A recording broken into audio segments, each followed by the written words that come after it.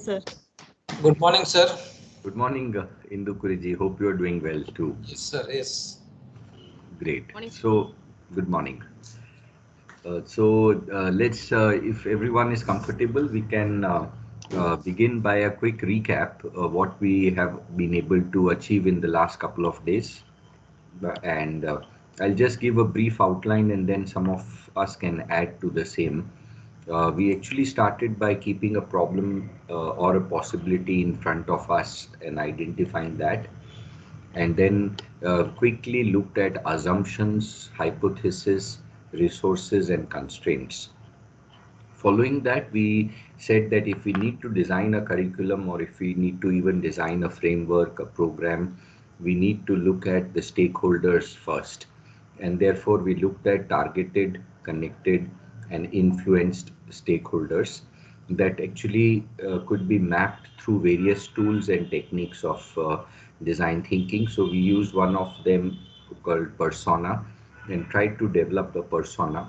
From that, we realized sometime in a one homogeneous a group, there are many different kind of aspirations. There are many kind of different aptitude, and at the same time, on the other hand, when we looked at the outcomes, we also tried to look at that there may be different kind of expectations from a similar kind of a course or similar kind of framework or program based on different stakeholders. So if all of those can be kept in preview, then we would be able to design a solution which would be directly implementable and in which others are a part of the creation process. Immediately after that, we looked at that if we have to achieve it, how what should be the method which can follow. Many a times it is that we looked at that it is a policy that gets framed and then everyone follows the same. But in the new approach, countries across the world are putting the users at the center, so stakeholders at the center, and then everything starts evolving for them from them. Now, if that is if criteria we want to achieve, then there needs to be a method that is prevailing. And in design thinking, generally that method is called workshops. So we do range of workshops and try to understand that if we need to cover all the stakeholders perspective, if we need to design a specific framework or curriculum, then what different kind of workshop should we conduct?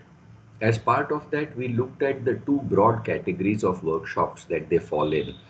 Some workshops fall in the problem identification stage. Some of the workshops fall in the problem solution stage.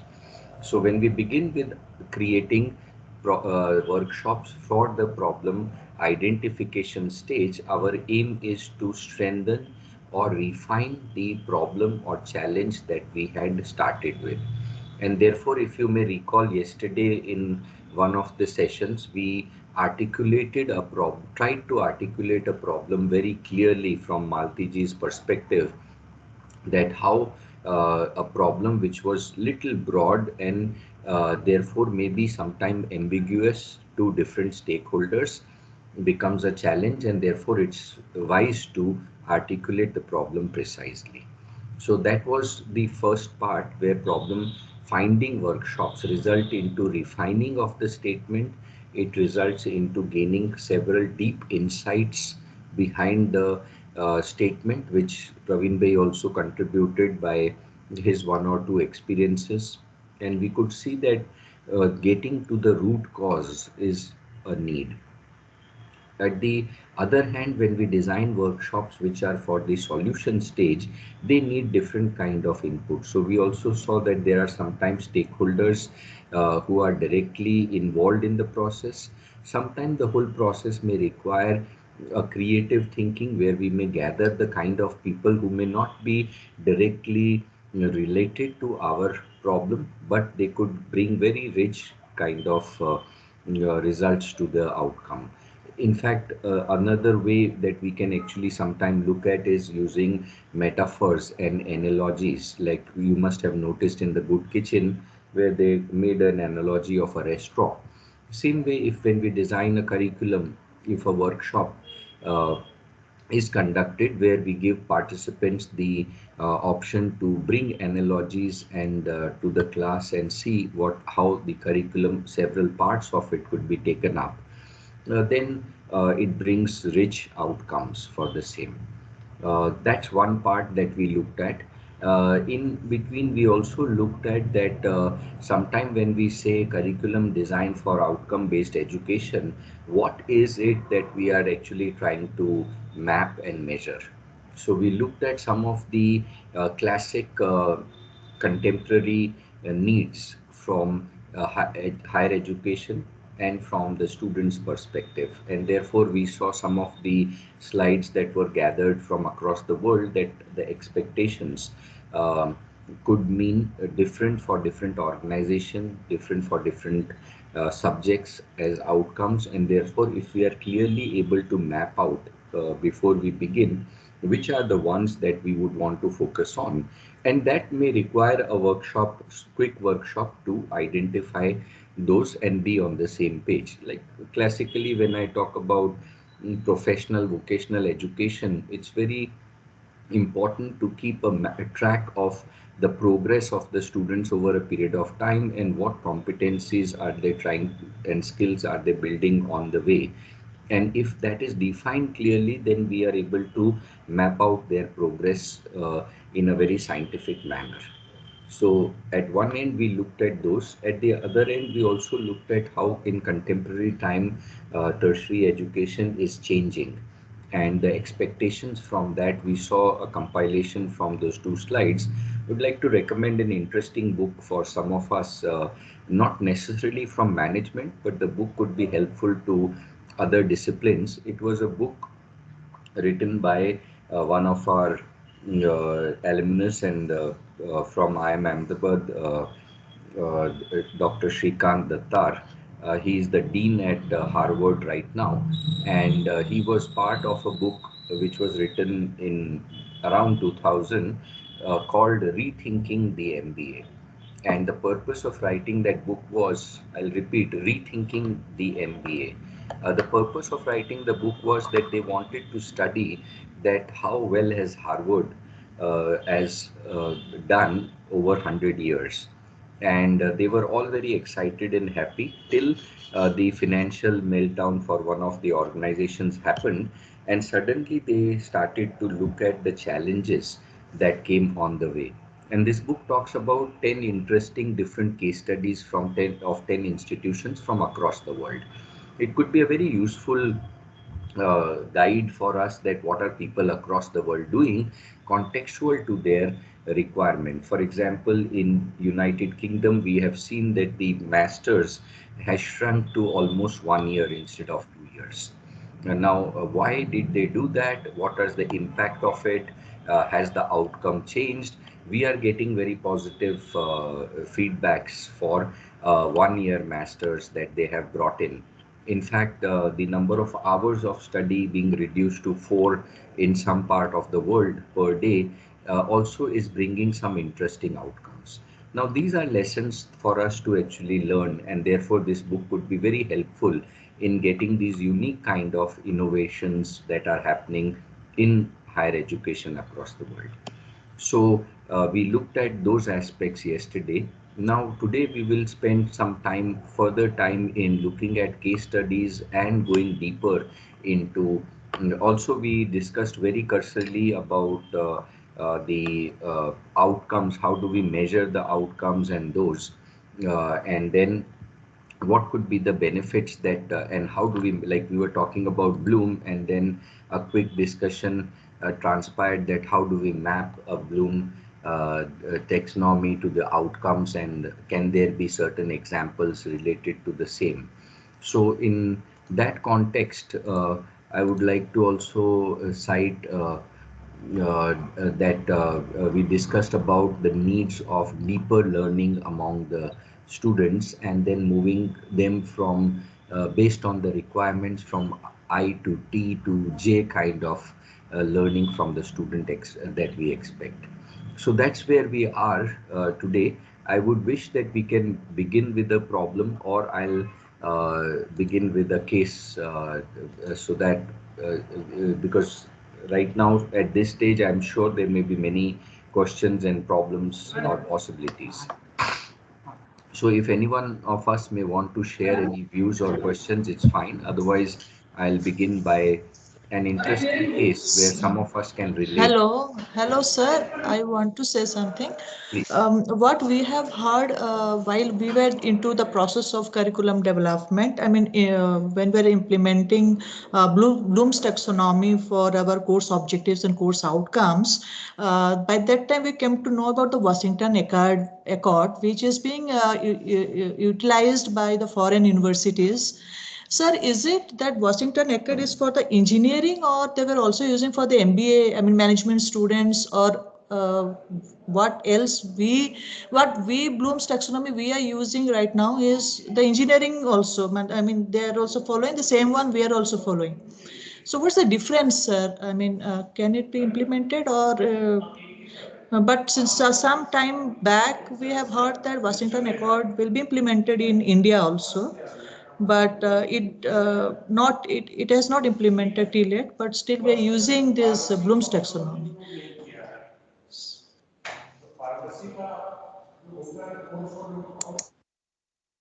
Sir, you are on mute, sir. Sorry. So, what I would like to share here is that Bloom's taxonomy is an approach like design thinking. It's a method. If we look at the approach of Bloom, it tells us that what are the steps that we need to specifically follow, and how do we create a framework which can match and therefore result into the kind of outcome. So sometimes we may call it remember, and create, evaluate, analyze, apply, understand, or in that and then remember. Now this is one approach that is used in effective learning objectives that we want to create. But if we look at it, sometime which we were discussing yesterday is quite important. Different subjects require different kind of approach when we begin. Like we were discussing, if you may recall, we were trying to begin with a subject like engineering mathematics or engineering drawing. In that Yes. context, we would want to create our own understanding of the local kind of scenario we are in, the kind of students that we get broadly, because this is now being generalized so much that it becomes challenging to force fit anything into the same. So therefore my suggestion, and that's the purpose of these 4 sessions, one of the key purpose was also to share that design thinking is a methodology which can be applied in different kind of frameworks in different organization. I'll also show you a little quickly, depending on how different organizations apply the same. There are more than 2,500 different variants of design thinking models. But the purpose here is that does the sequence or the steps being proposed by Bloom fit into the kind of scenario context that we are trying to create. For example, now we are trying to bring in, some of the places are bringing in Scrum in the creation process. What will that do? So will lean and agile implementation within that change the steps? I don't think the steps would change. I think the emphasis given to the steps based on the subjects and the outcomes would change. Therefore, to answer that, I would say these are evolved and becoming now generalistic tools, but the essence of that is important. For example, if we need to teach a subject which is more skill based, what do we want to, how and where would we want to begin with? Do we want to begin by giving exercises where they develop some part of skill and then take them to thinking and result into attitudinal development? Or if there is a subject where we are addressing more of logic that should be built on the thinking exercises that it begins with. But to uh, mention in general perspective, generally saying, uh, world over, the movement is happening towards doing first.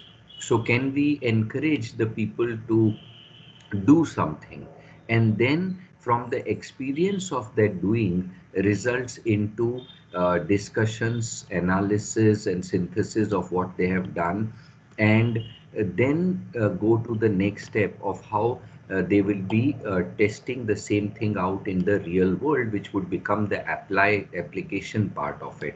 And then from whatever has been applied, we again try to internalize and understand that what are the outcomes that could come from the same. And then, of course, it is the that do they remember.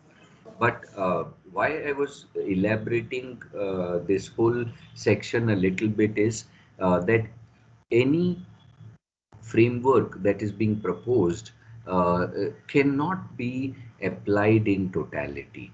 And that is our, I mean, of course, one of my key aspects of proposing to tertiary education has always been that let's not give uh, participants or institutions saying that please just follow this and we'll need to map. Yes, it is always at an institutional level, it is much easier because we have one framework.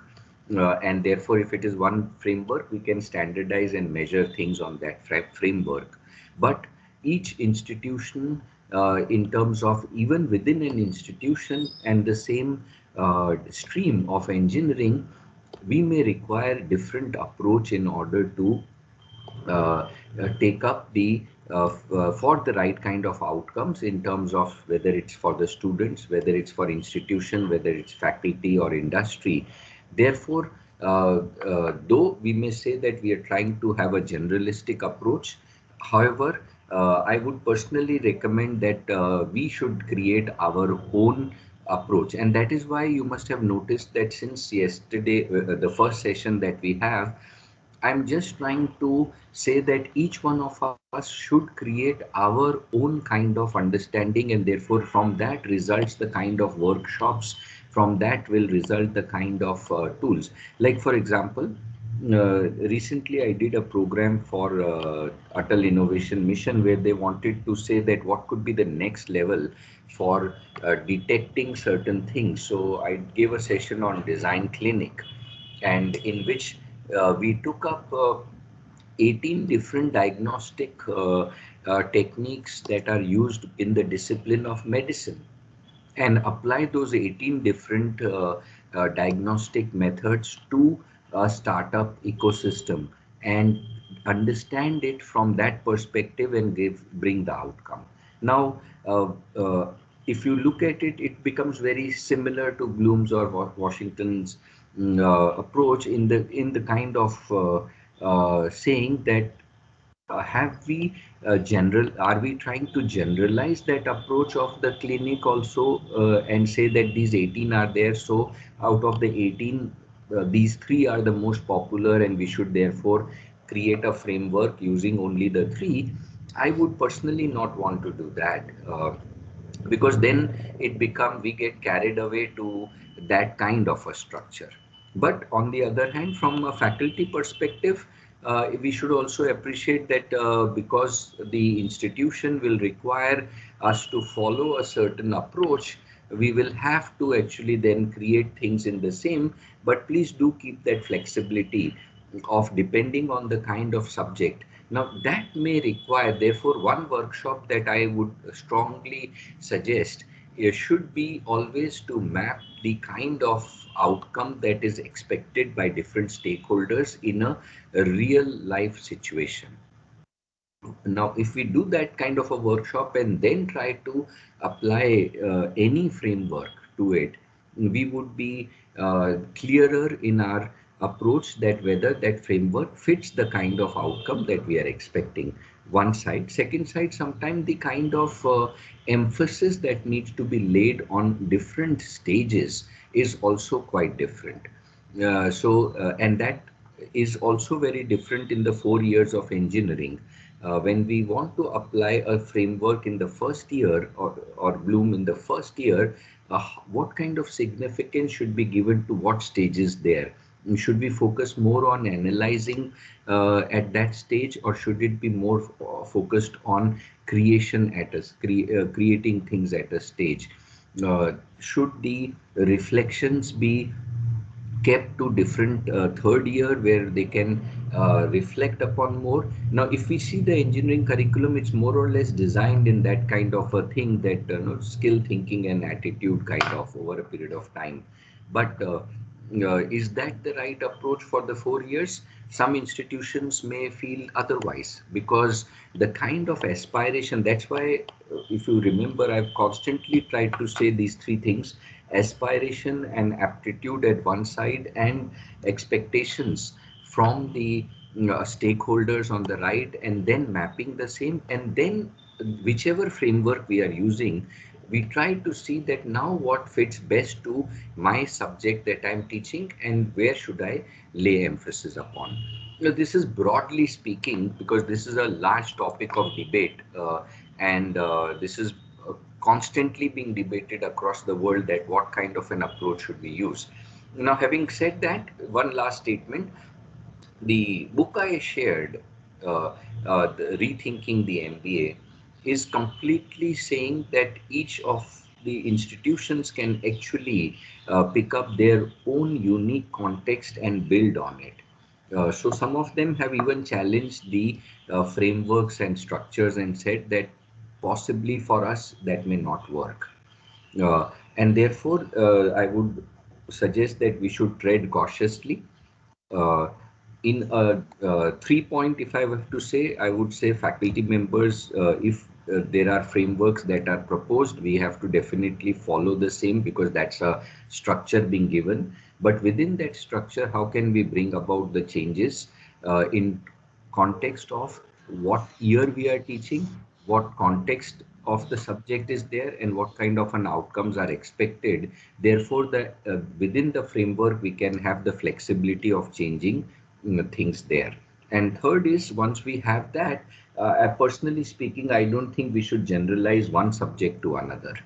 The requirements are tremendously different from each subject, and that is why I would recommend that if you look up to research that is happening at the Massachusetts Institute of Technology, they are actually trying to convert all the current engineering subjects into learner centric and learning by doing subjects, and therefore it may give us some guideline that how they are approaching and bringing a change in that manner. If you may recall, the first example case study I shared was about that MIT, how they are making that change.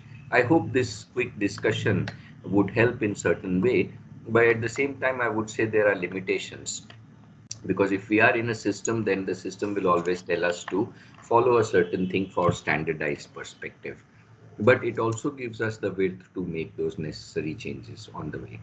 Yeah, I hope that this discussion would have helped. You can please look at the MIT. You can look at a GTU. I can also share that thing, that how when we wanted to create four different programs with four different objectives in 4 semesters, same design thinking, completely different outcomes we were expecting. So we had to map them completely different. And because they were semester 3, 4, 5, 6, we had to actually lay the objectives also different and the outcomes also very differently. So I hope this discussion would have helped. Yes, sir. I didn't Yes, sir. get your name, please. Yes, sir. I'm Sujata, sir. Thank you Yeah, so much. Sujata ji. Sir, Thanks. sir, if we will do in our own way, as Yeah, you said, like rethinking the MBA, it's saying that you can do in your own way, right? yeah. Now, how can, if you do it in our own way, then how can we benchmark those universities? How Indian universities will Yeah, benchmark the foreign universities? yeah, yeah. That's a bigger challenge in front of us. Yeah, no, see, eventually, let us look at it in this manner. Does the student passing out, we have roughly, I think, around 50 participants today. Uh, Yes. uh, One question is, do all of our institutions actually have a benchmark placement policy? Uh, So, No, no, sir. No, sir. yeah. No, no. So that is the higher education policy. The new Yes, higher sir. education policy that is being framed is trying to say, I would call it in one sentence, which may help us. Global best practices within the local cultural centric creativity. So the way ahead is that we can take up the global best practices, but we have to be highly sensitive to the local cultural centric creativity of people, the requirements of the people or stakeholders. And that is why design thinking is working very well in this area for the reason that it is highly contextual to a situation. When I apply design thinking, it would be completely different in when somebody else would apply it on a different group of students. And so we are saying that we are just creating a bouquet of interesting outcomes. That is why one more thing important what you raised is that it becomes exceedingly important for our faculty members to publish these kind of experiments, which is happening very aggressively in the Western world, that even a small change in a curriculum, uh, like for example, when we do a workshop of this kind, कैसे पता? Madam, yeah, please I think mute some. yourself. Okay. Anupama, madam. I've done. Yeah, Yes, ma'am. okay. No, So madam, there was a background Yeah, noise. So kindly mute. Kindly mute, madam. yeah, thank you. So, similar kind of workshop when we would do anywhere, the kind of outcomes that we have seen in these 5 days that you may go through, if that's documented quickly and created into a quick paper, that kind of an outcome is missing. So, what happens is we are always considered as that we'll be the consumers of the things that are getting created across the world rather than the creators of the same. And I personally strongly believe that we need to shift from consumers to creators, joint creators or creators of knowledge and system. That's where design thinking plays a bigger role. So having said that, I would completely empathize with you that if you have been forced upon to follow a certain method, it's fine. But within that method, you have an escape. That one can always say that instead of this framework that is there, a hierarchical framework, I may want to go by an iterative way, laying emphasis on different stages in different way, and just write a paper to back it up. And I think that then no, there is hardly it will raise in interesting debates and questions around the same. So I hope that I have been able to address. But there is no one answer I can give, and I'm equally in the same boat as you. But I'm little fortunate that I'm an entrepreneur, so I have a bigger width to experiment, with things. Yes, sir. Thank you, And sir. one thing that I would like to say is that if we can, there is a new term that is emerging in the academic fraternity, and that is academic entrepreneurship. So, can our faculty members be encouraged to be academic entrepreneurs? Which means that automatically, if we are saying that, then we are giving a width of freedom to our faculties. And some of the things have already started being implemented. For example, in a startup world, now we are saying that the faculty could actually also hold an equity, within a student's organization and be a joint founder. Those kind of things are slowly finding their way. I would say curriculum and core curriculum development for engineering, and those are still considered traditional systems of, and therefore disruption is just round the corner. So if we are therefore able to create these kind of research papers and publication, I think we will speeden up the whole process of disruption in the way that higher education is being looked at, measured, and outcomes being derived. Yes, sir. Definitely, sir. Great. So I think good that you started off the discussion with that. It really helps in building. In fact, it has given me two new ideas to work on. Because, sir, the very important thing is the awareness building. Awareness of that you told us, the design clinic, Yeah, which you have experimented in 18 different ways. yeah, Now that should come up and yes, should be, everybody should know this, that what exactly is going on. And then only after knowing only they could able to implement the thing, and it will come to the notice of the UGC and AICT also, and in NEP policy 2020.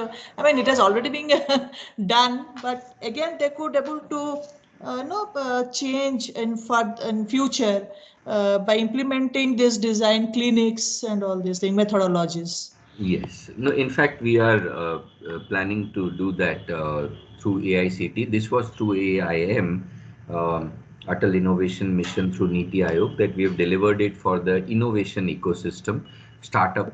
Now it's also being planned for the academic. In fact, you'll be happy to know that very recently how I mean, I will not say that it was a bottleneck, but subjects like design thinking and AI are now being thought about at a school level. So CBSC already we did a program for CBSC and we're trying to implement it at the school level. However, it was also very interesting to know that when industry body like CII, Confederation of Indian Industries, they said, let's create our own framework and give it to an experiment with different sections of school, different boards, and come up with it. So we are just on the verge of beginning that whole project from January, where different K-12 schools will experience different kind of design thinking approaches, which is from the context of CII. Because they are also looking at aggressively strengthening the outcomes from schools to higher education, and then people come to work with them as industry. So these kind of experiments have already started to happen, and what you correctly said is how do we create awareness about it. And the only way I would request is that if we are able to increase, document and increase our publications from each institution. In fact, like this, I already had told Praveen Bhai that whatever we are discussing in these 5 days, can each one of us write a quick reflective note on the same, and then some of those we build and take it ahead as discussions further. So you are completely correct. We'll need to generate awareness. Just one underline. The whole approach that we are proposing in these design thinking is basically doing. It's there. The whole research behind it is also a research that goes by applying and then learning from it. So my request would be that whenever you are using this approach, let's quickly apply and see that is it going giving us the right kind of dividends. If not, you can possibly get back and we could analyze that where we could refine the things better. But the doing part by the faculty members and implementing it will bring the outcomes which will result into publications and awareness of the domain. So thanks for that quick interaction. Now I'd Thank you, like sir. to pleasure. So I'd like to now continue where we left yesterday, and but I would encourage at least another 4 or 5 participants to please raise questions on the implementation side of this whole thing, because you must have understood a lot of concepts here. You've got the kind of approach that we are talking about, but can we identify the kind of bottlenecks in implementation? Uh, Thanks. So can we try to identify the bottlenecks in implementation? So can we just keep that ready? In meantime, I will share again an interesting case that could be useful to us. Now, okay, let me begin where I left yesterday. Let me see if, uh, yeah, for Sir, we some have of us, one I also candidate. saw. Sorry. Sir, we have one hand raised from Dr. Yeah, Renu. please. Yeah, please. So, sir, Yes. yesterday, as you said that we are resuming from where we ended yesterday. So, because we were discussing about learning and unlearning, and you asked me to share my Oh, yeah. screen. So, if you Yes. give me due permission, I'll take a couple of minutes to share. Please, of course. Of course. Okay. So, sir, and everyone, first of all, good morning. I start with a caveat that I'm not a professor who teaches practice and skills. So, I teach domain of international business and law. However, as we were discussing, that unlearning is a skill which is as important as learning. So, before I commence with like how we teach it, I would like to share some basic nuances. I'll take a minute for that. So, learning includes unlearning, it includes learning, and it includes relearning. Now, when we teach, we have to teach young students about this. We cannot just give theory to them. So, we teach by examples and sometimes we teach by exercises. So, for an instance, earlier in our society, there was a notion that all the news which we see is truth. Whereas now we know there is a concept of fake news. So as a society, gradually we have learned that any message we receive, we shouldn't be forwarding it without knowing the veracity. So when we can learn as a society to unlearn, same can be done in classroom context also. When COVID happens, everyone was having set habits, set patterns. In each country, people were operating their houses and businesses in certain way. But suddenly, people had to unlearn few things. For example, earlier we could meet anybody without mask, without social distancing. Now that change happened. Now, because this was circumstantial forced change, it happened overnight or very suddenly. But in classroom context, when we have to ask students to unlearn something, we have to teach them by lot of context and examples. Now, few things that as law school teachers or management or policy school teachers we teach to our students is first they have to unlearn few things which help them transform from mere school student to college student or from undergraduate student to postgraduate student or from postgraduate student to research level student. So the transformation in mindset is required. For example, at school level and college level, students are adapted to making very good projects. So they would have pursuit of perfection. But when they go to higher studies or when they go into organizations, they have very limited time to do the deliverables. So, for example, in a specific hours, they have to accomplish the project. So they cannot have pursuit of perfection. In those times, they need to have pursuit of speed, pursuit of doing the task in a smart way in limited time. So that notion is to be unlearned. Likewise, there are other notions. For example, in school and college levels, students are told they have to get good marks. So they have this habit of knowledge hoarding. Means they will keep their notes separate or share within a esoteric group. But as professionals, they have to learn knowledge sharing also. Knowledge hoarding doesn't suffice for longer run because they have to work in communities. So that is required. Likewise, students are having these notions which are based on conditioning. For example, in society, a lot of time people say, learn English well, then only you will succeed. So some students who come from vernacular language background, they have inhibitions. But as teachers, if we want to encourage them to, grow in their career, we have to tell them that everything can be learned and unlearned. So if they have certain language constant, it is just a skill. They can adapt to it.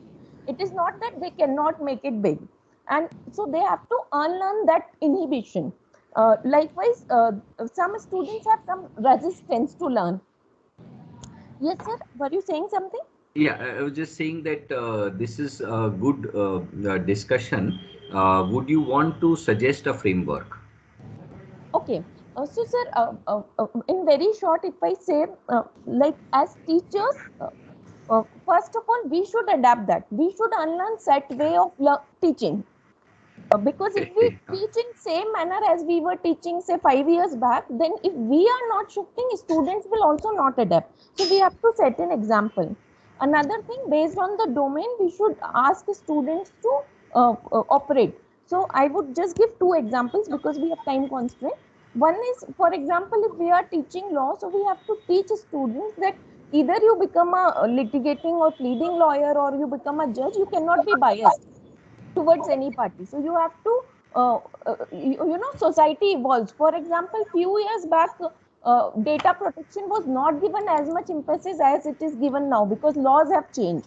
So policies, drafting, everything is to be done accordingly. Likewise, in management, if we say earlier there would be this very straight jacketed theory based approach of providing solutions. Now there is design thinking. So we have to adapt to those things, and it can be then shifted to students. Means if Yeah, we set the examples, they will naturally adapt it. Anyway, sure. sir, it is very vast domain. We can have entire day workshop on this. So I was just sharing for limited time. That's Thank right. you for giving the opportunity. No, I think it's a very well, you have actually begun the topic really well. I would like to only add a few things here. One is that somehow most of us will be realizing that knowingly or unknowingly we do these practices of learn, unlearn, relearn. All of this we are doing based on the situation.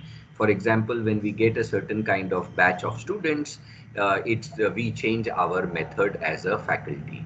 And so it is being applied by individuals in their own capacity based on a context.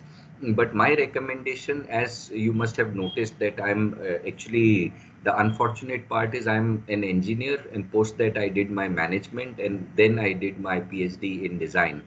So the engineer always tries to say that can we create a framework out of it. Sometimes it is not possible. In design we say let us be fluid to certain extent and let things evolve. But if this discussion what Renuji was mentioning, can we create some kind of framework based on kind of subjects that are being taught and then it becomes an interesting method, but because we are applying it, how do we measure it? How do we see that it becomes a certain approach which can be practiced by others? So my request would be that if you are comfortable and time permits, one could actually develop a kind of a framework which could very specific to subject orientations. Like for example, in management itself, out of the 30 odd subjects, there are clusters of how these subjects should be administered. Same as engineering. We try to cluster similar kind of subject in first year based on. So many a times in past these things have been thought about, but they have not been documented and frameworks come out as clearly as some of the other learning practices framework. So let's work on that. I would request and create. These were very good examples that you gave. Let's extrapolate. And in fact, a workshop, Praveen bhai, my one suggestion would be the Sir, last 1 hour, if you can, of this whole program, 5 days, can it just be given that everyone gives one specific point on a specific, we create a statement and everyone has to just give 1 or 2 points to that statement so that eventually you have a ready kind of approach which has come in from different participants. That kind no, of a it's thing would help this kind of workshop, and it can be then circulated to all of us. Highly contextual. I mean, I wouldn't say we would want to generalize, but going very contextual. I see somebody who has raised hand. yes, Let's, Dr. Priya Vinod, please. yes, Dr. Priya, please. Good morning, Professor. Am I Yeah, audible? yes, please. Professor, I just want to know some insight on the area of faculty entrepreneurship. Can you just throw some more insights on that area? Because there is a need of the hour now. Absolutely. So there are two terms there, faculty intrapreneur and faculty entrepreneur. Now, we have always been faculty intrapreneurs because I am quite against saying that faculties are less creative. I think we are one of the, like, faculties are one of the most creative. To manage 60 different kind of individuals in a class needs a very different kind of a mindset and creativity to handle. but it has been considered and it's an area where not much has happened simply because the outcomes, as I was sharing, are not visible. No, so when we talk about entrepreneurship in this area, we only look at companies that have come about disruption and created those kind of models around education system. For example, I don't need to state some companies, but we are familiar that how they are trying to disrupt. Now, good or bad is a different discussion, that whether they are doing good or not, or those. But can the new policy is bringing certain freedom to faculty members to experiment by saying that can we all be academic entrepreneurs. Now, what would that mean? Again, entrepreneurship as a subject would require a mindset shift, change management, and those aspects. But I would like to lay out a very simple thing. Like, for example, we were discussing previous about unlearning. Now, can any of our faculty members create a portal which says that here is a portal which will help you bring any subject? I will help you in creating a quick model out of it, apply it in the class, it becomes a commercial thing. Uh, Now, that kind of an outcome from faculty members sometimes get missed out because of institution norms. We may have our own pressures of teaching, publishing, and those that need to be done. And therefore, this very small aspect of connecting the learning outcomes with commercialization of the same becomes sometimes gets missed out. So I would recommend that if you are really keen, you could actually create a quick workshop saying that I want to look at a commercial. So whenever, like, I'll give you an example. We were working with one of the institutions that said that we already teach so many things to our engineering and management students, and these could be very useful to professionals outside also. So why can't we create a class where along with the current students, now we have, because online has given us a lot of freedom, why can't we invite some of the industry people? So if there is a class of 30, let 5 people come from outside and take benefit of what we are teaching. Now, what they are trying to simply do is just unlock the current IP that they have to the outside world and commercializing it. So they may not charge very high, but they are commercializing and saying that for those students, we may just keep it 500 rupees, but 500 has become a model.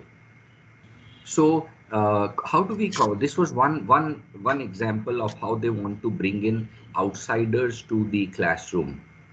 Again, when we talk about our research, if yesterday you must have noticed, we were talking about students' projects getting converted into MDPs.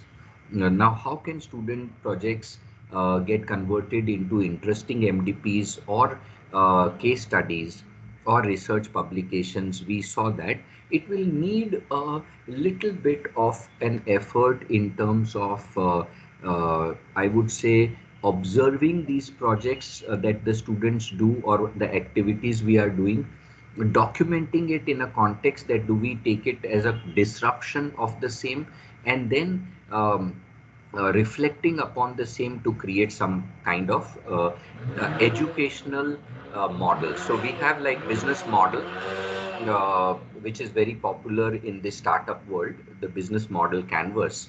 It will be interesting to create an academic or educational model canvas, and which is very contextual to our requirement. And that model could act as an entrepreneurial yardstick to nurture and encourage disruption in what we are doing. So we may start with small experiments, like we gave two few examples here. We can begin with those kind of small experiments and start to document and share with the right authorities in the universities and up the board and governing councils, so that they start to result into it. The new policy does talk about giving freedom to the faculties to certain extent, and of course, I'm not an expert on that, because but I've taken my part out of it. And therefore, if you may want to play within that, one could create such kind of interesting models. But it is time that we as faculties look at the entire domain of teaching. It's a mindset change from being contributor to a system to creator of a system. So as faculties, if we are able to shift our mindset to creators and look at everything that is like, I'm sure in these few days, there must have been emphasis on system study. Like when we talk about the first part of design thinking, we talk about looking at the system as is, uh, and then trying to find out gaps in the activities in the system, processes and systems within the larger system, and interaction points. When we look at all these three, there are gaps that will come. Those gaps actually could be bridged by entrepreneurial initiatives. So it's a very broad area, in fact, but not too complex, because what we just need to do is see what we are doing. Can those be commercialized to some extent? Can we partner with some of the institutions to take the initiative ahead? It's been done in the past. We'll just need to be creative in using emerging tech to our advantage and creating interesting academic business models. So I would, there's no one right answer, because in design thinking, I stop myself from giving generalistic views. What I would say is just let's create a quick workshop and say that we want to create an interesting one education business model. Out of the 10 faculties, if 10 of us can come together and take that each one of us will come up with one um disruptive educational business model. That's it. I think that will be the starting point, and then things can be tracked backwards. Thank you, Professor. Thank you Yeah, so much. pleasure. But that's a big area to debate and work upon. I think you should, if it's interesting to you, you should write on it. It will be Uh, very interesting, your own story of how challenges and opportunities for academic entrepreneurship. yes, It yes. could be an Thank you, interesting Professor. topic for each one of us. Thank you. Pleasure. Absolutely a pleasure. So now let's get on to few case studies which we were just sorry. I was trying to share. Uh, just give me a second. 1 minute. Yeah. Okay, yeah.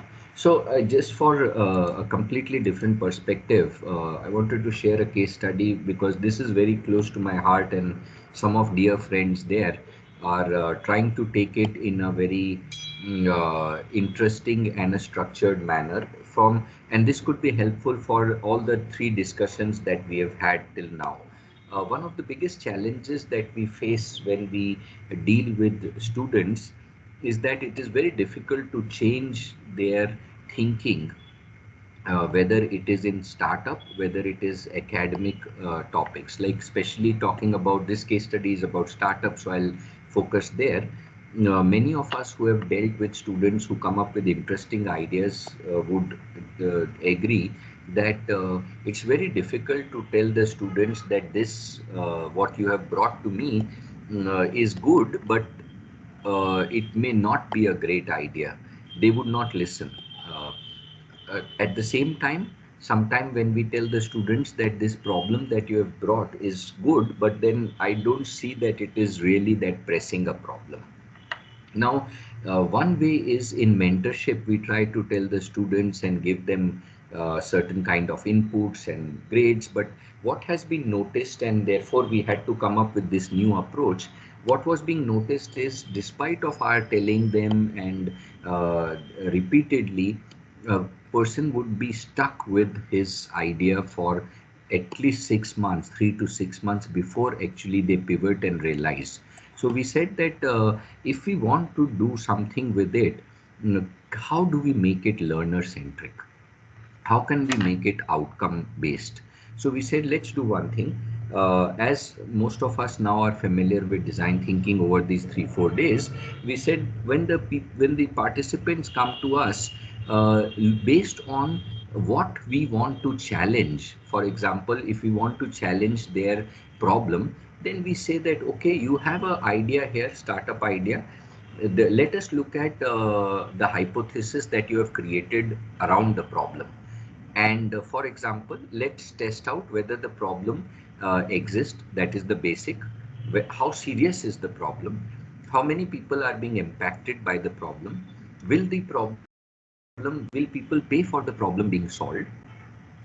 When we solve this problem, will there be other kind of scenarios that get created out of the same? So all of these questions, they need to create hypothesis with us quickly in a maybe a 2 hour interaction.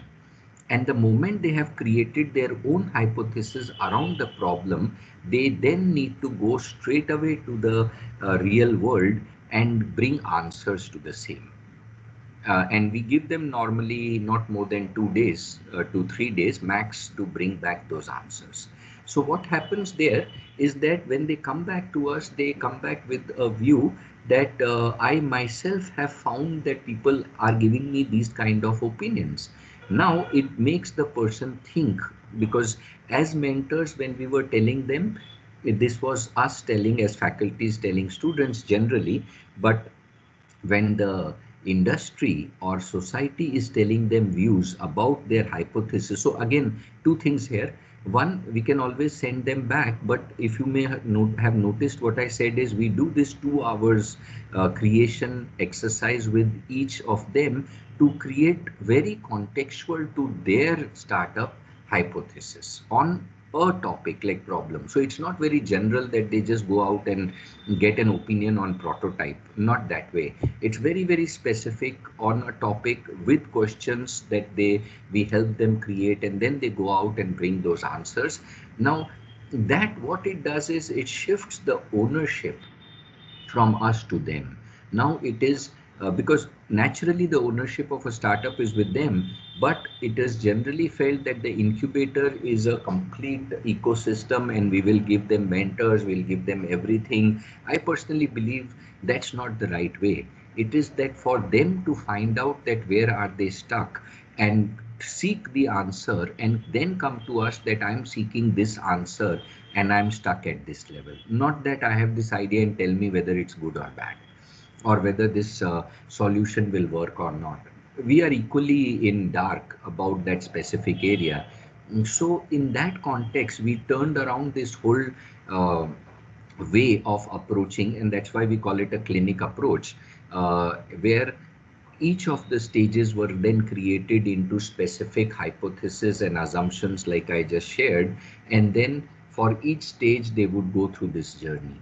Now what it did is that it brought in certain kind of objectivity in the entire process to measure and map the success. And if this cycle runs all through and through, then in roughly about 7 sets of 3 days, um, so in roughly about 21 days, almost the entire thing can actually be taken up, and a participant himself or herself will realize whether I need to take this up further or I need to pivot. In fact, many times they have pivoted within these seven cycles of different areas of startup creation. So within that, they in 21 days they're completely clear with the new set of thoughts that they have brought about.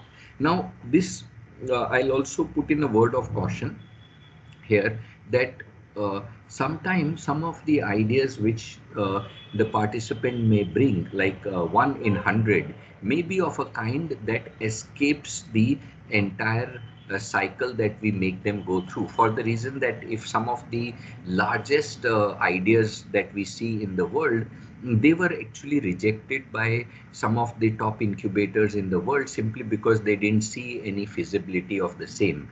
But by pursuing those over a period of time and pivot and constantly building that body of knowledge, they could take it further. So here one part is what from the academic perspective is that can we create our models as learner centric? Like I gave this example for a startup, but same could straight away be applied to any other domain, be it curriculum development, be it student faculty engagement, be it environment design for a specific classroom. It could be any, it could be evaluation for a specific subject. So it can be taken up as that as a clinic approach where we are trying to see that are we able to disrupt the way the things are being done today. So this example I specifically wanted to give in that context, that the entire shift from to learner centric and experiential learning, and then using both the scientific and the creative bent together results into this kind of quick iterations and efficiency in the system that we can develop. So here is of course a brief case, and we saw fantastic results from it because now it's become a regular feature. But in this stage I'm talking about last year, we could actually see how 4 out of 6 startups actually went into the funding stage, and 2 of them pivoted without too much of a pressure from our side. So that's in that when we can create, if you can see the second one point there, scientific and system based approach to startup creation, that is having rubrics for measuring the effort and outcomes on a regular basis. Now the same could actually be done at an academic level when we are talking about using design thinking approach in order to create a specific curriculum or outcomes for that. How can we bring a scientific or a system-based approach to seeing that we improve the overall effectiveness of the system? So this was one case study that I specifically wanted to share, and with these specific outcomes. And now just adding to that a completely different case study, and the purpose of sharing these is, and this again would cover almost all aspects that we have discussed. It would also mean that we can look at academic entrepreneurship opportunities. Like for example, here if we can see that here is an opportunity where one of the senior officials had visited the National Institute of Design, and when we met there, they said, can we bring some kind of effort that you are doing in the country to our one of the regions which is very similar to your country, and see that whether it can be applied as a project there. So this whole project was, and I'll take this as an example of design thinking to begin with. This kind of an interaction gave us guidelines that what kind of effort would be needed. Now it's been running over these years, and despite of our challenges between the nations, it's happy to share that we are able to give them some kind of models that they are using effectively in education. So through these kind of first workshop that is here, certain guidelines emerged, similar to what you must have seen with GTU, that certain guidelines appeared after the first workshop. Then from the second workshop and interaction, we could define that what kind of intervention may be required. If these are the objectives, then if we can see some of these objectives, they are very broad in terms of, if we see the last one is bringing the pride to a specific city. Now we could very well connect our subjects to a smart city, like some of our subjects in engineering or management or other streams, healthcare, that is in medicine, could straight away be connected to the smart city facility of our that is getting created in our city. Now, embedding the learning of a specific subject in context of smart city would make students really excited at the first level. Like for example, if I say that we would want to learn this specific subject in context of what ideas can we give to our smart city project, then I think the whole level of students' enthusiasm goes to a different height.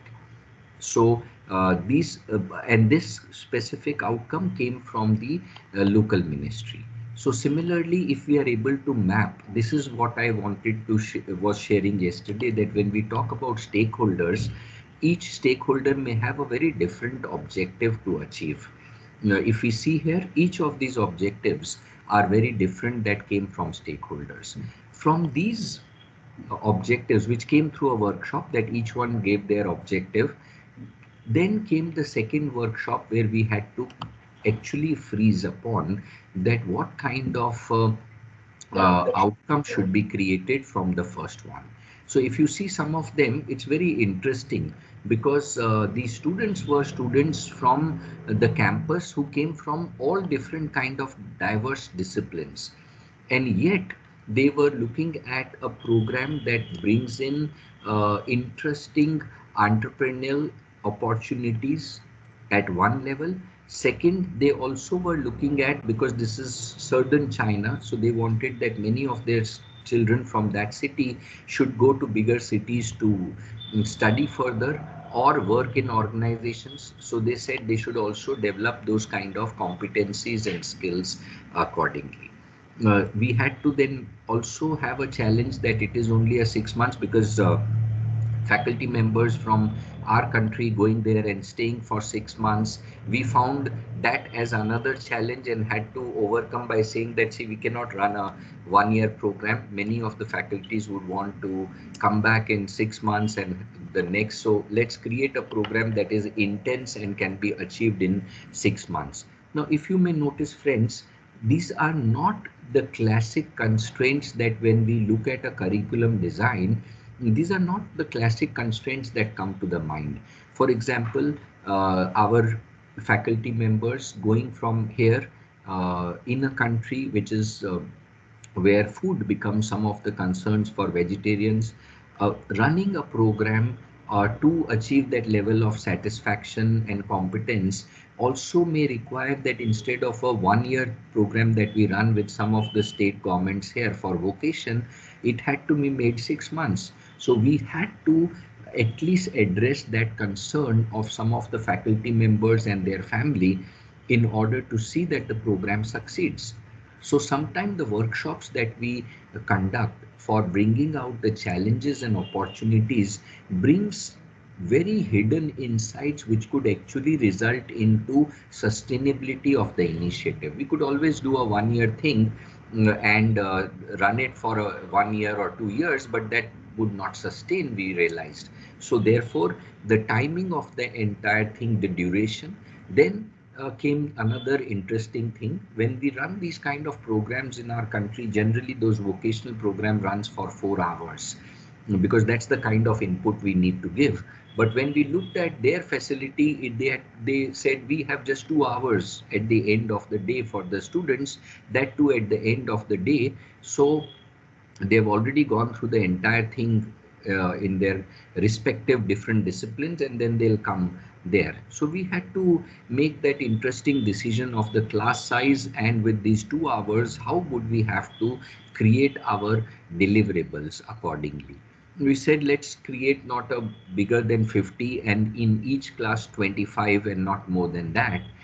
And then we said that to make it interesting, let us interweave it with stories, because if we saw the objective here, the objective also meant that the children should be engaged both with their city. So can we bring out interesting stories from different domains? So for example, students of mathematics could actually take up the part of statistics, where they wanted to measure map that how certain citizens would behave in certain way in context of the tourism aspect of the entire thing. So different student groups had different interests, and so different kind of projects got created which were more holistic in nature, which actually brought in the ability of engineering, and science, design, that is art, social and social aspects, cultural aspects, and the business aspects together. So those kind of projects had to be created, and of course the medium, we had to keep it English because they said that this is the one competence that we want them to develop on the way. And so now you can understand the challenge, because all this, hardly anyone knew English. So we had to think about that for with each instructor in the class.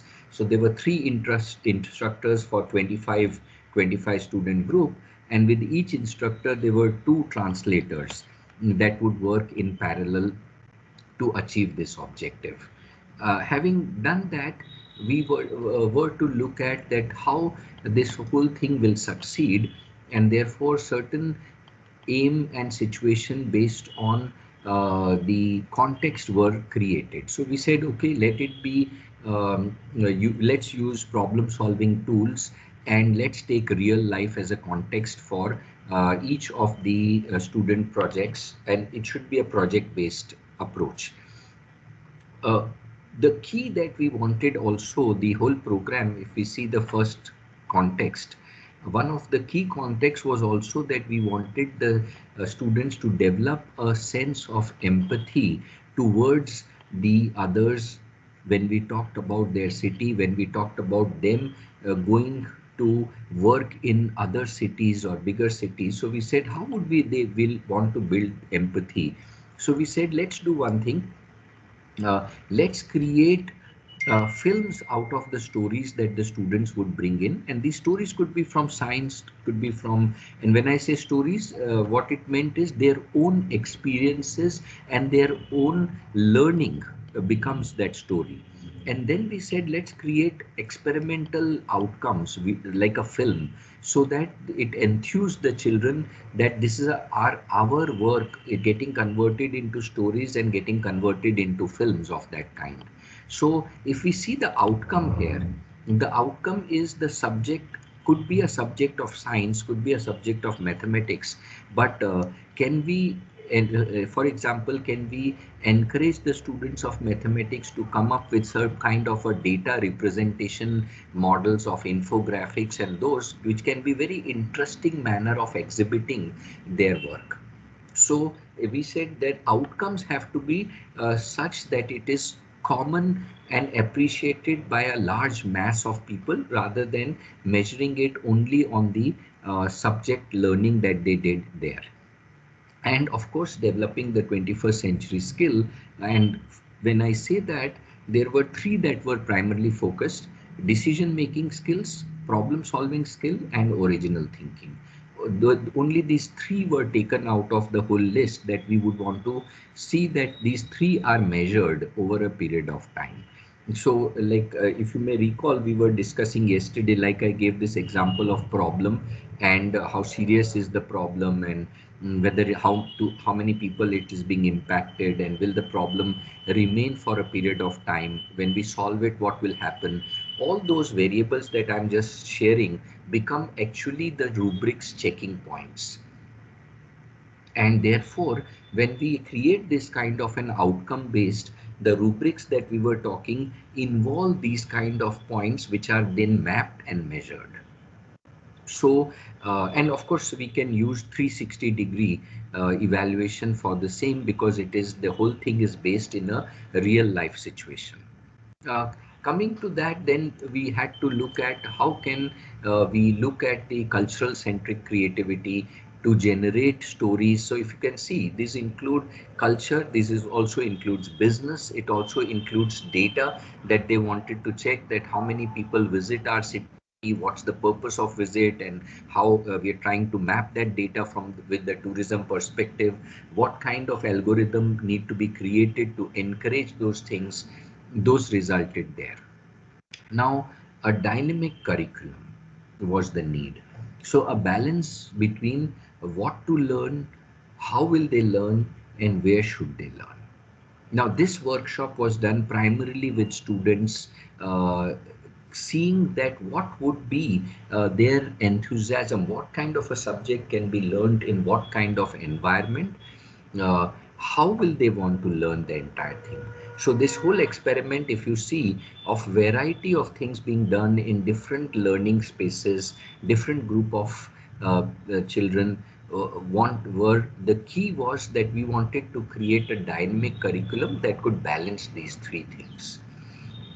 Going further, developing empathy And as you must have noticed, understanding the thinking, actions, attitude, aspirations, and aptitude of students became exceedingly important.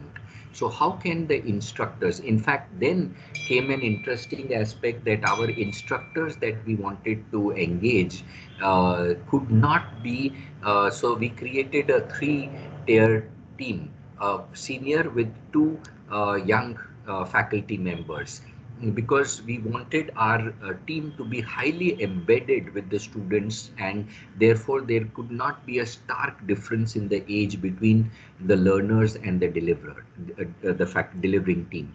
So one of the key faculty members came as a very senior, as a senior person who would help guide the entire process, but two of the faculty members could actually be of very similar age so that they can embed with them, they can work with them to understand these kind of aspects. So empathy towards our students while creating the curriculum is the key to unlocking interesting outcomes. How can we, and that was the bigger challenge. If you can see, there are so many variables here. There were so many variety of students coming from different backgrounds. And therefore, how can we do this kind of an exercise where we empathize with them and get to the some insights that are driving them? Okay, having moving on. Uh, Identifying the right kind of tool, techniques, process, and methods of learning. So as you can, we can see here, different approaches of learning were trying to, are being brought out. Can they sit in a specific class and study a certain thing and then come up with it? Can they create something on their own in small teams and then bring out those, all those aspects of the learning approaches that we wanted to use? What kind of tools do we want to give them?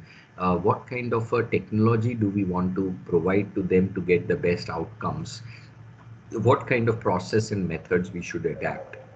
The That was one side. The other side, which I also want to lay emphasis, friends, is sometimes we conduct our subjects or design a curriculum in a silo.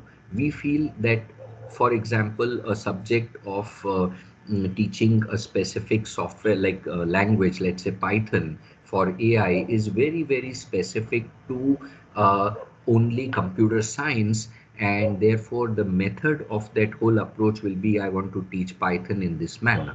Or let us say when one of our friends said that we want to teach international business, uh, we confine ourselves to the domain of international business. Here, what how we deviated a little bit is that we said we want to keep it holistic, because the outcome, if you may recall now and appreciate the kind of outcome that we expect from the students, like here it was for their city, and the subject learning gets specifically contextual to the city and outcome for the city. Now, when we are talking about a larger problem of a city, we cannot isolate learning a specific language like Python alone. Now, how can that relate to others? For example, if it was the same subject learning, it would, by telling them that can we create an algorithm to understand the traffic movement of a specific junction in the city in morning, afternoon, and evening, could be a challenge that they can take up in Python language. And how would we want to regulate the same, keeping the tourism aspect in perspective? So embedding the learning and integrating it with art and culture and technology together. So taking our subject out of a silo. Now, another interesting experiment that I was going through is three faculty members coming together after their subjects have been taught to bring in one project which brings out the learning outcome of all the three subjects. Sometimes we may have a limitation that, like I shared yesterday or day before the case studies, we may have a limitation that each subject cannot have a project there, and so we'll need to define how do we still retain that outcome. So can some of the subjects which could bring in the element of business, which could bring in the element of engineering or design, or some subjects which could be very specific to engineering, be brought together to do a project which could be a little holistic in nature and engage all those things?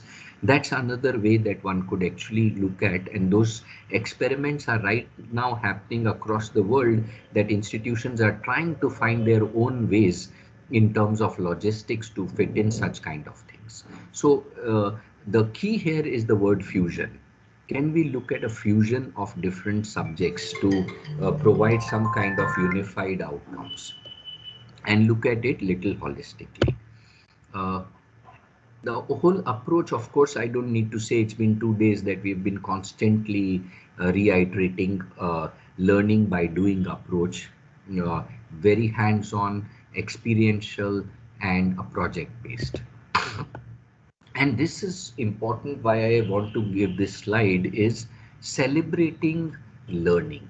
So my request is that how many times can do we remember where students get an opportunity to exhibit the kind of things that they have done, celebrating the outcomes of learning. So when we finish a specific semester, how can the learning of that semester be exhibited by the student? If some students have done certain work with an organization, can those organizations be brought to that exhibit and create a very interesting event around the same, so that the students, the whole joy of learning is brought back. In fact, one or two interesting things that one did there, which could also be done by our faculty members, is we put up a small shop there that the students on the way had created many things which they wanted to sell as souvenirs, and integrating it as part of their learning. Now, whole aspect of business, and how do we interact with people, how the learning outcomes from the humanities side can actually be looked at, could be integrated through these kind of interventions.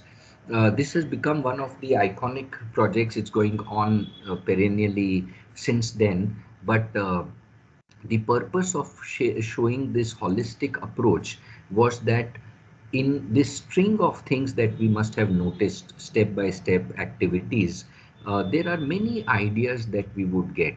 Now, one thing remains common. The approach is design thinking. The method of creating all of this is using small workshops with stakeholders. That remains common. But I wanted to string all of this together to show through this. For example, some of the incubators in our country can actually become very interesting, or academic setups could become interesting commercial activities for local industry. If the creation of things in the classroom can be refined, like we saw the case of MDP, where students' projects were taken up by industry. They said, will our people, can you educate our people on it? And then the outcomes actually are benefit directly to the institution.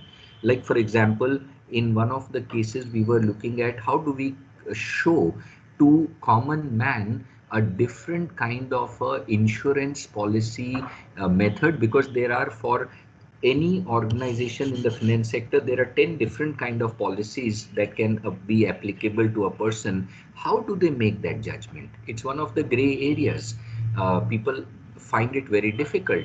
So one of the teams only worked on the display of the entire thing, that how it can be simplified for people, and can we create a interesting, so they created a small game. By playing that small game, a person could understand, this is the policy that I should take.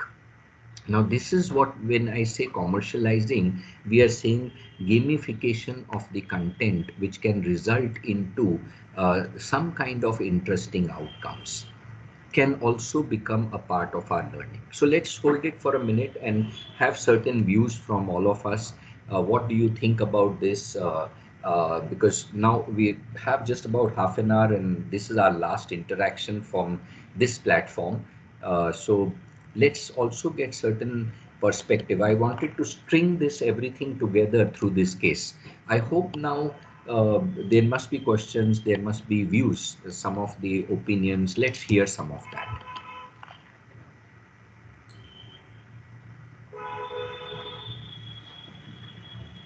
Yes, friends.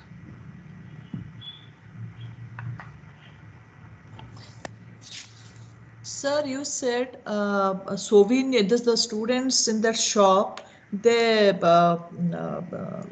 have made some souvenirs and they have sold those souvenirs. What are those souvenirs? What do they prepare, sir, exactly? Yeah. So, good question there. But let us see that when such kind of a project takes place, what can be the kind of outcomes? Let us look at the mathematics side of it. So as I shared that some of the students worked on creating infographics based on the statistics that they were receiving from the people.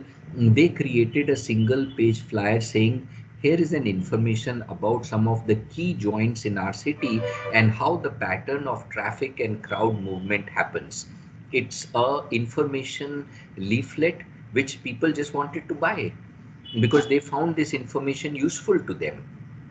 At the same Okay. time, the students, so I'm just giving a very stark example because sometimes we don't relate that how mathematics could be commercialized, application of mathematics. If we look at the other kind of aspects, the film actually got the award because this was a student film that get created and it got award in APAC for from the perspective of students who worked on the cultural aspect. For example, many of us may find this interesting. The students who had to, because one of the objectives of the project were that at least 30% of the students will go to bigger cities to take up further education. The what resulted is, what do the parents of those children feel when they come from a region like Guyang region can be treated like our Jharkhand, Chhattisgarh, Northeast, that kind of a region. When children from that region have to go for their further studies after graduation, what is that happens to the city that is left behind? It's a large population moving to other part of the country. What kind of an infrastructure, what kind of a support system is needed there in order to sustain those things for that region? No, I hope some of us will contextualize specific to the region. Now, we talk about the brain drain to US, but there are interesting views on it. Our honorable previous president APJ Abdul Kalam ji's one speech on it. No, it's a very hot topic of brain drain going on currently in the country. There's an interesting speech by him how brain drain is helpful to India. So we should also look at that aspect. Why I brought this is, while we are designing the outcomes, different stakeholders would have a completely different take on it. What is the take of parents when we talk about the students moving into a startup? In fact, very recent example, I met one of the students who told me to make a call to his mother saying that I want to be a entrepreneur, but my mother is not wanting. She wants me to take up a regular job because I am an MBA he had opted out of placement, and everybody was disappointed. His professors, his parents, so he had to come to me. So we had to find a solution for him, which is not a solution for him, which is also a solution for his college, which is also a solution for his parents. How can we therefore find a solution in such a situation? So we have to use our abilities in terms of empathy, understand their perspective. It's a tough task. In fact, for the future, one of the key areas in all colleges and universities is going to be the psychologist or counselor present on the campus. Yes, It's sir. there in United States and it's a Western world, but we are seeing the same kind of movement in our country. Yes, sir. Education is not going to be complete unless we have educators who are ready to learn Mhm. both ways. So how can we create? So why I'm sharing these very radical thoughts is because while we create a curriculum, while we create a framework, the stakeholders' perspective can become very diverse. And if they are not kept in preview, then we have created a short-term solution. One side. Second side, it's not too difficult to get a stakeholder opinion. We may listen to it or not is secondary. We may bring it into our model is secondary. Uh, but can we at least appreciate the kind of views coming from stakeholders? Any workshop, my request would be that when you be creating workshops, don't look at half a day, 1 day, 2 day workshop. It could be an hour and a half workshop, 1 hour workshop, quick iteration, brainstorming, everybody goes back. In fact, in some of the organizations, top organizations of the world, like Samsung and IBM and our Infosys and all, what they've done is they've created an idea wall in the company. Campuses can also do that. The idea wall means that wherever we have a coffee joint or a canteen, there is a wall where anyone can come and put up any problem, challenge, or thing on a post-it. We write it on a post-it and just stick it on the wall. Somebody else will come and put an answer to it randomly, or his views and all that thing. And one, it's not necessarily we keep it just open ended. Sometimes it is very specific to a certain domain we want to address. And those kind of idea walls build a culture that everyone in the institution is being heard, and opinion is valued. It has a cultural implication also.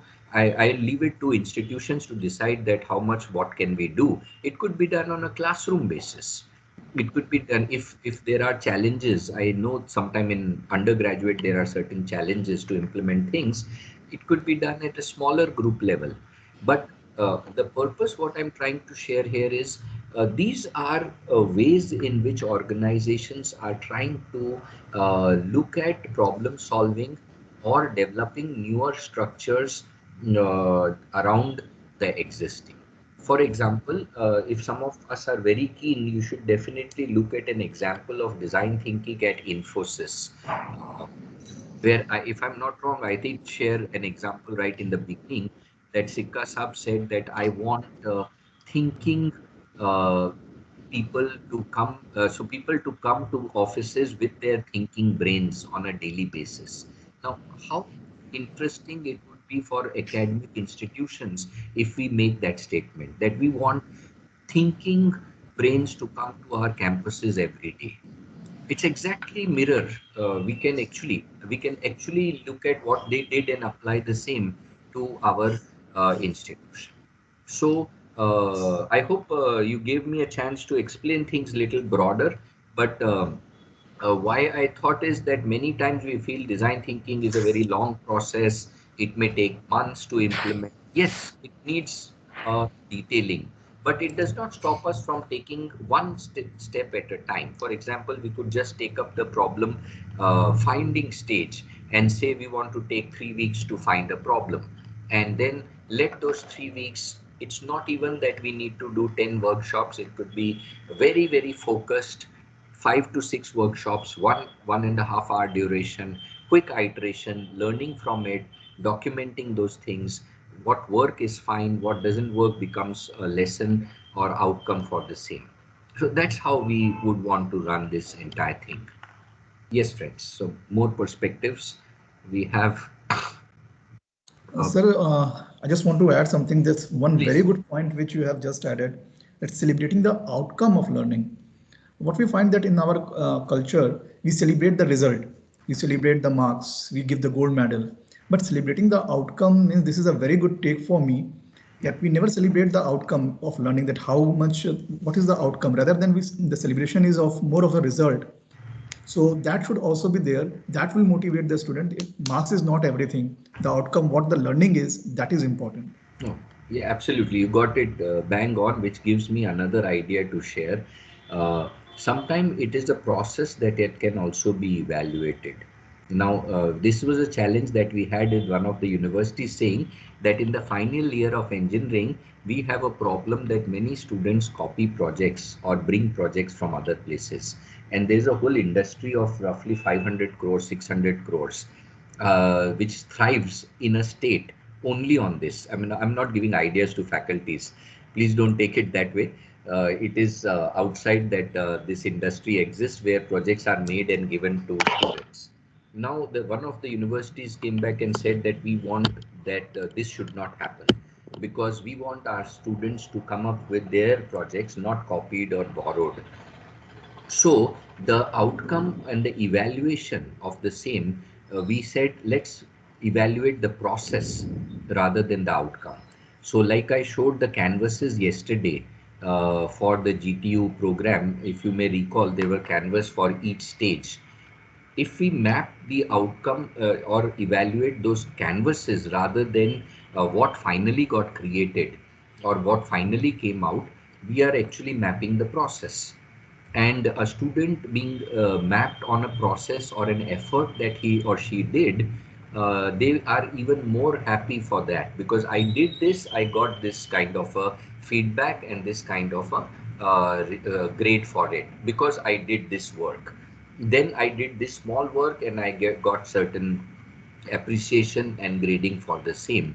So converting that entire process, entire thing into process-based evaluation rather than, I'm not going against the outcome remains the same. Final grade, like Praveen Bhai was saying, that celebrating the outcomes, but I would also add celebrating the process of learning.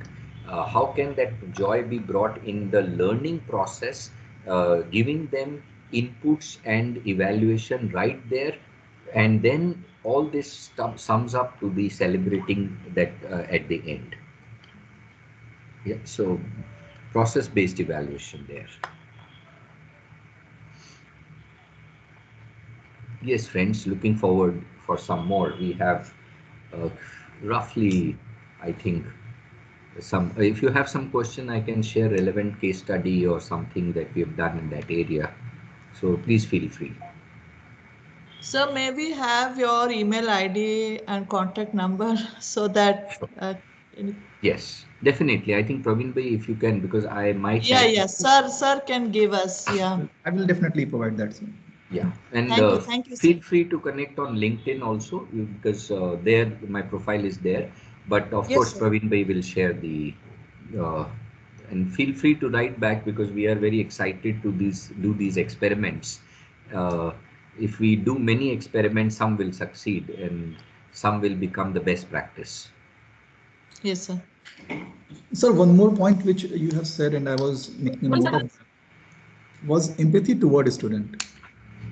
So means this is a very genuine point because there are many students, they are reluctant, they are to approach even because they do not feel that faculty member empathize. They sympathize many a time, the sympathy may be there, but putting oneself on the shoes of a student and thinking in that way, that helps a lot to the confidence of the student. And once they have that belief in the faculty members, then they, I believe they can go miles. Yes, no, a very valid point. In fact, the challenge that one faces most of the time is because there are 60 students in a class sometime, depending on 30 to 60. Now, how do we, my request would be, how can we create a structure for structured approach to empathy also? Because expecting a faculty, we are always very delighted when we remember of some of the greats. I remember a principal who knew every student in a K-12 school by name. Now, those are one-off cases. But how do we create a system in which a faculty, so if we look at the system that got created by early stages by Khan Academy in US to map each student's progress differently, which is all done electronically through computer in a way that faculty by name is able to address that why are you stuck at this point. Now it's very difficult for us to remember a student and then give the input in empathy. In empathy, that's one of the key things that how are we able to relate to them. Mm, I think someone is. Sir, I'm muting everyone so you can unmute. yeah, Please, sir. so if we can use a system-based approach to also empathy. Empathy at a faculty level is, of course, the side of how much we feel for the person, how much can we, but at the same time, because there are a larger group we are dealing with, can there be a system approach created to it? And it's not necessary that the system is evident. It could be a system running in backend, like I was sharing. If we have a dashboard for every student, that what is their progress, and in today's time, it's not difficult. If at the end of a day, an app is there which tells where the student can input some single sentence about his day or an incident, we all of that can actually be clustered and come out as an interesting read for a faculty at the end of the day or institution. Now, just collecting that data over a period of time can actually help us in understanding that whole the fraternity and also specific to a child. So both of these, so can we create this kind of a systems approach to understanding our students, along with being, of course, empathetic. There's no question at the first level. We need to be empathetic, but can at institutional and faculty level, not too difficult. In today's time, it's not too difficult to create a single small app and experiment with it, the results that are coming. So a system approach to the same would help further. Yeah, but very good point there. Yes, friends, Right. any views? Any other Yeah. participant who want to share their views? Sir, when we talked of empathy, something else came to my mind. These days, government is giving a thrust on enabling the differently able people. But for the time being, when we prepare the curriculum right from the start, we are not considering anything in their perspective.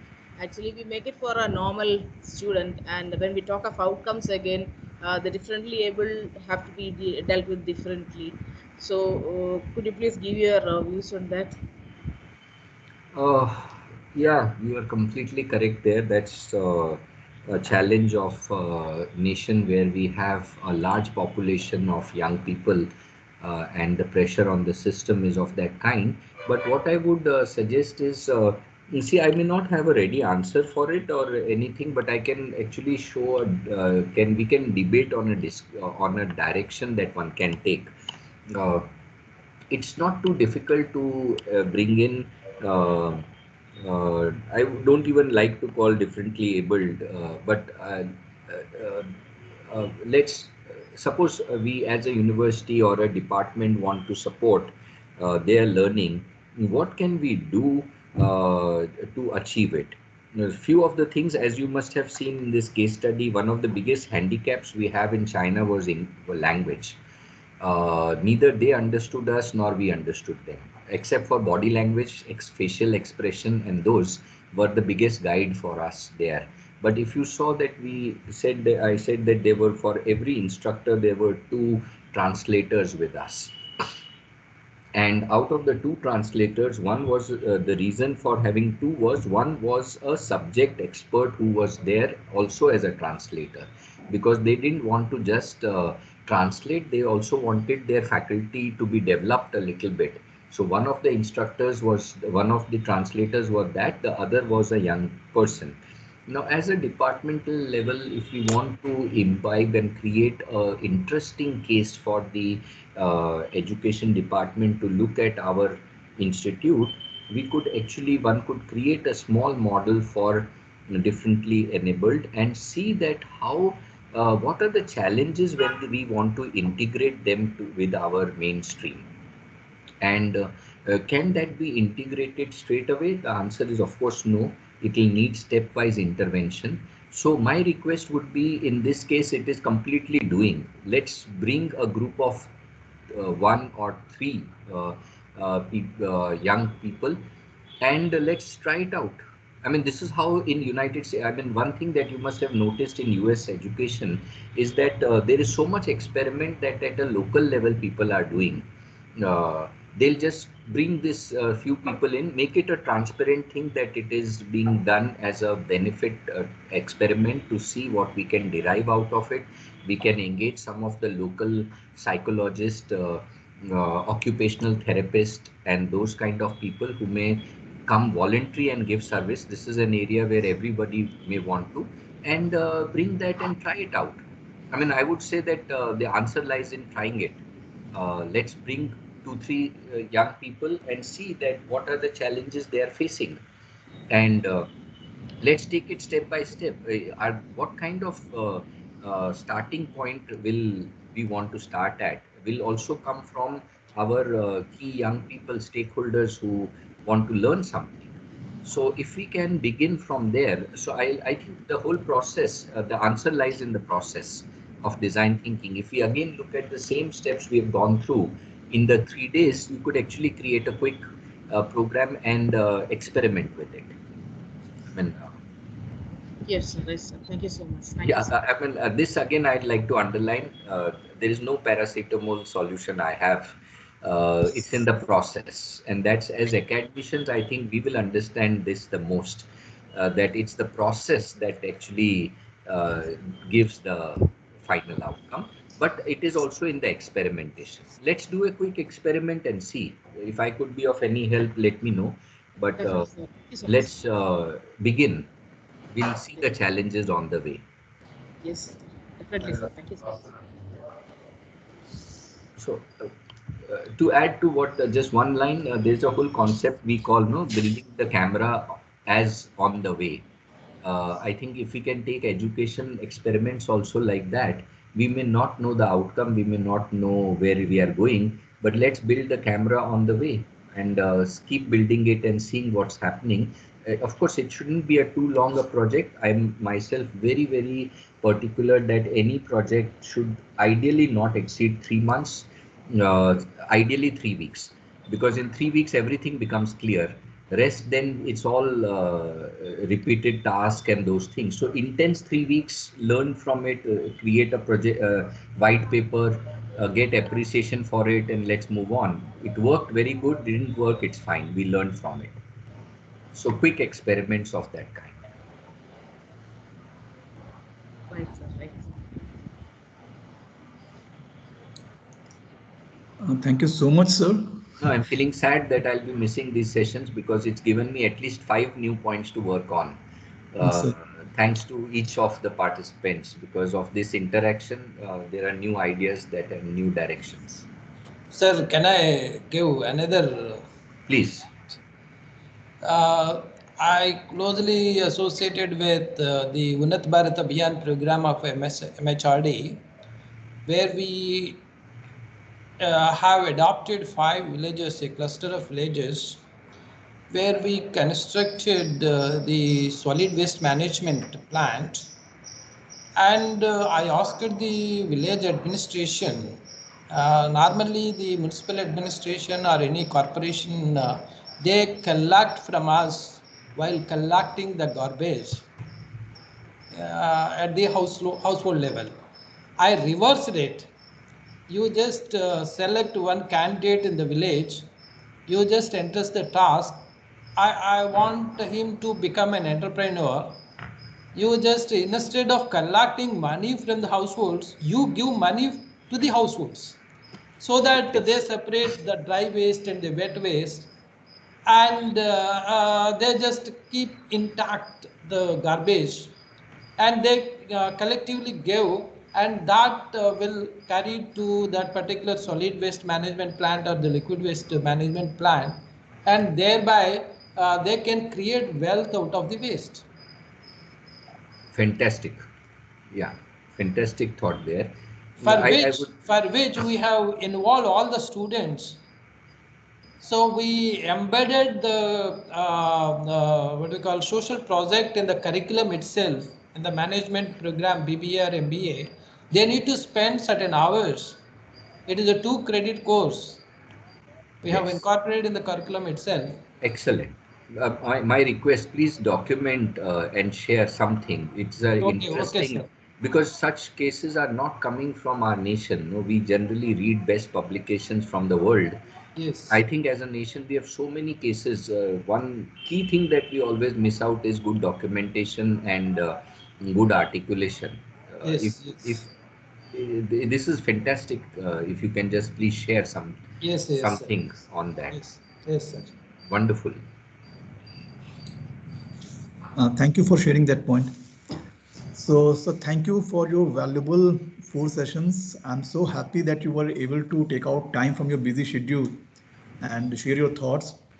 And this has definitely enlightened all of us. Meanwhile, while I was saying this, we have one more hand raised, Dr. Santhi Narayanan. So please, Dr. Santhi Narayanan.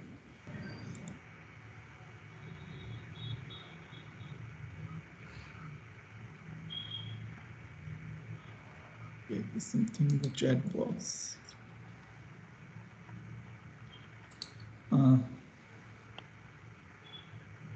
Such project would be beneficial for a student as well as for instructor. This has been said by Arvinder.usb. Right. So unfortunately, I have to read that name only. So, madam, you can tell your full name. I think Arvinder Kaur. It's Arvinder Kaur. Okay, yes. Right. Sir, actually, sir has provided lots of good idea regarding projects, and it's a very wonderful session provided by sir. I'm fan of you, sir. Thank you, sir. Likewise, we are learning from each other. True, sir. True. So if I can develop some interesting model out of it, I'll definitely credit to all of our friends here. There, as sir has given, there must be two credit course always there for such project. Then it could be implemented in such a way. If there is no compulsion, I think the outcome would be not there. Thank you, sir, for your. Thanks, Indukuriji. That was a very good end sharing that actually summed up the entire 4 sessions. Yes, sir. Wonderful. Wonderful. We'll keep in touch. Thank you, sir. Pleasure. Okay. Right, sir. So let me have the honor of giving the vote of thanks. So thank you so much, sir. Thank you so much, sir. Thank you, sir. Thank you, madam. And it has been pleasure listening to you once again. And I was waiting for your sessions. So it has been fantastic. And there has been great learning. The outcome which I am taking is great from these sessions. And I am sure that the participant must have learned a lot from these sessions. So if in case any participant want to say something, they can, else we will going to end the session. I can see Suyata madam. It's a very good session, sir. So much of ideas that you have said us that right now we are thinking of how to write a paper to get published as soon as possible. Please, yeah. We so should. kindly, Praveen sir will share your email IDs and numbers so that we can contact you for further future references as well as how we can move ahead towards this direction in design thinking, sir. Thank you so much. Absolutely a pleasure. Thank you. Thank you, sir. That faculty entrepreneurship and it's actually a brilliant idea because now we all are moving into that domain. So it's a great insight for all of us as a teaching faculty. Thank you, sir. Pleasure. Edupreneurs. So educationist becoming entrepreneur. Fantastic. You can trademark it, please, before somebody takes it. Yeah. Great. So good wishes, friends. Okay, yes, sir. Thank you so much, sir. Pleasure. Thank you so much, sir. Thank you, sir. Thank you, sir. Pleasure. Thank you all the participants. I'm ending the session. Thank you, Praveen sir. Thank you.